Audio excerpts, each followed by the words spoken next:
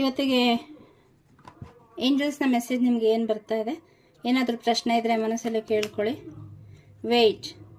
ಏನೋ ಮಾಡಬೇಕು ಅಂತ ಅವಸರ ಪಡ್ತಾ ಇದ್ದೀರಾ, ಅವಸರ ಪಡಬೇಡಿ, ಸ್ವಲ್ಪ ಸಮಯ ಕೊಡಿ ಅಂತ ಹೇಳ್ತಾ ಇದ್ದಾರೆ.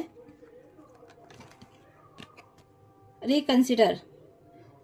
ಅದೇ ಸೇಮ್ ಮೆಸೇಜ್ ಬರ್ತಾ ಇದೆ. ರೀಕನ್ಸಿಡರ್ ಮಾಡಿ. ನೀವೇನೋ ಮಾಡಬೇಕು, ಏನೋ ನಿರ್ಧಾರ ತಗೋತಾ ಇದ್ದೀರಾ, ಅದು ನಿಮಗೆ ಒಳ್ಳೇದಾ ಅಂತ ಮತ್ತೆ ಯೋಚನೆ ಮಾಡಿ. ಆ ಥರದ ನಿರ್ಧಾರ ಒಳ್ಳೇದಲ್ಲ.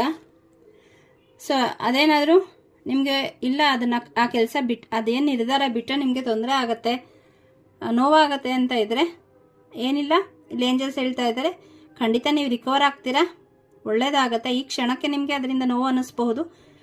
ಆ ರಿಜೆಕ್ಷನ್ನೇ ನಿಮ್ಮ ಪ್ರೊಜೆಕ್ಷನ್ನು. ಈಗೇನು ನೀವು ಪ್ರಶ್ನೆ ಕೇಳಿದ್ದೀರಾ ಅದು ಆದರೆ ಮುಂದೆ ನಿಮ್ಮ ಜೀವನದಲ್ಲಿ ತುಂಬ ತೊಂದರೆ ಆಗುತ್ತೆ. ಹಾಗಾಗಿ ಅದನ್ನು ಯೂನಿವರ್ಸು ನಿಮ್ಮಿಂದ ದೂರ ಇಡ್ತಾ ಇದ್ದಾರೆ. ನಿರಾಸೆ ಬೇಡ. ಅದಕ್ಕಿಂತ ನೀವೇನು ಅಂದ್ಕೊಂಡಿದ್ದೀರಾ ಬೇರೆ ಇನ್ನೂ ಒಳ್ಳೇದಾಗತ್ತೆ. No need to worry. Oh my god, ನೋಡಿ ಸೇಮ್ ಮೆಸೇಜ್ ಬರ್ತಾ ಇದೆ. ಏನಕ್ಕೂ ಯೋಚನೆ ಮಾಡಬೇಡಿ, ಯೂನಿವರ್ಸ್ ನಿಮ್ಮ ಜೊತೆ ಇದ್ದಾರೆ. ಖಂಡಿತ ನಿಮಗೆ ಒಳ್ಳೆಯದೇ ಆಗುತ್ತೆ. ಆ ಒಂದು ಎನರ್ಜಿನಲ್ಲೇ ಇರಿ. 1111 ಅಂತ ಮೆಸೇಜಲ್ಲಿ ಕ್ಲೇಮ್ ಮಾಡಿ. Thank you.